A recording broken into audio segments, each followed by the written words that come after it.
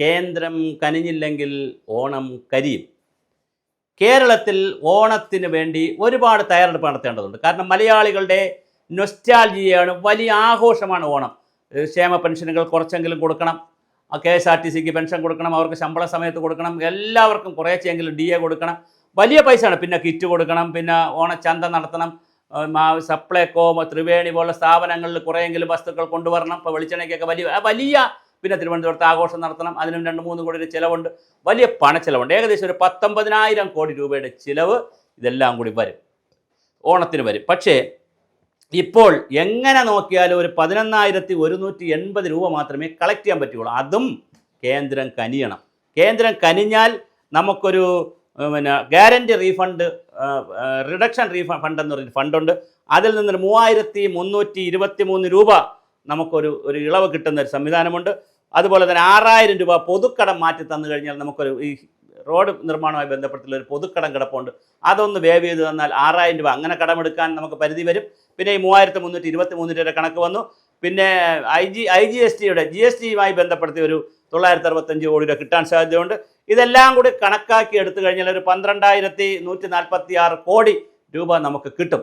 പിന്നെ അപ്പോൾ ഇതെല്ലാം കൂടെ കിട്ടിക്കഴിഞ്ഞാൽ ബാക്കി 6,000 കോടി രൂപയിലധികം നമുക്ക് ആവശ്യമുണ്ട്. 19,000 കോടി ആവശ്യമുണ്ട്. 19,000 കോടിയിൽ 12,146 പോയാൽ പിന്നെ 6,800 രൂപ പിന്നെ നമുക്ക് കൃത്യമായി ഉണ്ടാക്കിയാൽ മാത്രമേ ഓണമെന്ന് ആഘോഷിക്കാൻ കഴിയൂ. പക്ഷെ കാണം വിറ്റും ഓണം ഉണ്ണണമെന്നാണല്ലോ. അതുകൊണ്ട് മലയാളി കാണം വിൽക്കുമായിരിക്കും. തീർച്ചയായിട്ടും കേന്ദ്രം നിർബന്ധമായും കനിയുമായിരിക്കും. ഇപ്പോൾ ഇലക്ഷനൊക്കെ വരുന്ന വർഷമായതുകൊണ്ട് കേന്ദ്രം കനിയാതിരിക്കില്ല. ഓണം മലയാളിയുടെ നൊസ്റ്റാൾജിയും ആഘോഷവും ഫെസ്റ്റിവലും ഒക്കെയാണ്. അതുകൊണ്ട് കേന്ദ്രം കനിയുമെന്ന് തന്നെയാണ് വിശ്വസിക്കുന്നത്. എന്നാലും 12,000 കോടി രൂപയ്ക്കകത്തേ ആകുന്നുള്ളൂ. ബാക്കി തുക എവിടെ നിന്ന് കണ്ടെത്തും? അപ്പോൾ ചെയ്യാൻ പോകുന്നത് ആളുകളുടെ ക്ഷേമ പെൻഷനിലും DAയിലും അതുപോലത്തെ കുഞ്ഞു കുഞ്ഞു കാര്യങ്ങളിൽ പൈസ കുറേശ്ശെ വെട്ടി ഒരു അഡ്ജസ്റ്റ്മെൻറ്റ് ഓണമാക്കി ഇപ്രാവശ്യത്തെ ഓണം മാറുമോ? ഏറ്റവും വലിയ പ്രതിസന്ധി എന്താണെന്ന് വെച്ചാൽ സർക്കാർ ഉദ്യോഗസ്ഥർക്ക് 8 ഗഡു DA കൊടുക്കാനുണ്ട്. അതിനേക്കാൾ പ്രധാനം ഓണം കഴിഞ്ഞാൽ ഉടൻ പഞ്ചായത്ത് തെരഞ്ഞെടുപ്പ് വരുന്നു. അപ്പോൾ തദ്ദേശ ഭരണ തെരഞ്ഞെടുപ്പിന് മുമ്പേ ഈ ഓണത്തെ ഒന്ന് ദാരിദ്ര്യമാക്കിയാൽ, പട്ടിണിയിലാക്കിയാൽ ജനങ്ങൾ നന്നായി പ്രതിഷേധിച്ച് കളയും. ആ ഭയവും ഇടതുപക്ഷ ജനാധിപത്യ മുന്നണിയെയും പിണറായി വിജയനെയും ഹോണ്ട് ചെയ്യുന്നുണ്ട്, വേട്ടയാടുന്നുണ്ട്.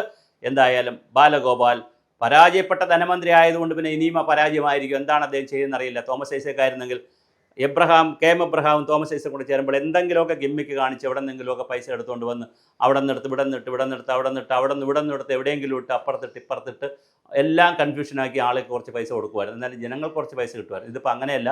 കുറച്ചുകൂടി സ്ട്രെയിറ്റ് ആയിട്ട് പോകുന്നത് കൊണ്ട്, അല്ലെങ്കിൽ കുറച്ചുകൂടി വേറെ രൂപത്തിലേക്കൊക്കെ പോകുന്നത് കൊണ്ട് IASകാർക്കെല്ലാം വലിയ സ്വാധീനമാണുള്ളത് ഈ ബാലഗോപാലിൻ്റെ പുറത്ത്. ഐസക്കിൻ്റെ പുറത്ത് അത്രയും നടക്കത്തില്ല. അദ്ദേഹം ഡോക്ടറേറ്റ് ഉണ്ട്, പരിണിത പ്രജ്ഞനാണ്, ധനതത്വശാസ്ത്രം തന്നെ പഠിച്ചതാണ്. അവിടെ ഐസക്കിൻ്റെ അടുത്ത് അത്രയും പണി നടക്കത്തില്ല.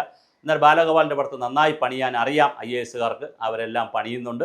ഓണം മിക്കവാറും വിറ്റ് തന്നെ ഉണ്ണേണ്ടി വരും. മലയാളി കൃത്യമായി ഓണം മുറുക്കി ഉടുത്തോളൂ. വരാനിരിക്കുന്നത് ചുരുങ്ങിയ ഓണമാണ്. ചെറിയ മാവേലി മതി, വലിയ കുടവയറുള്ള മാവേലി ഇപ്രാവശ്യം ഇല്ല.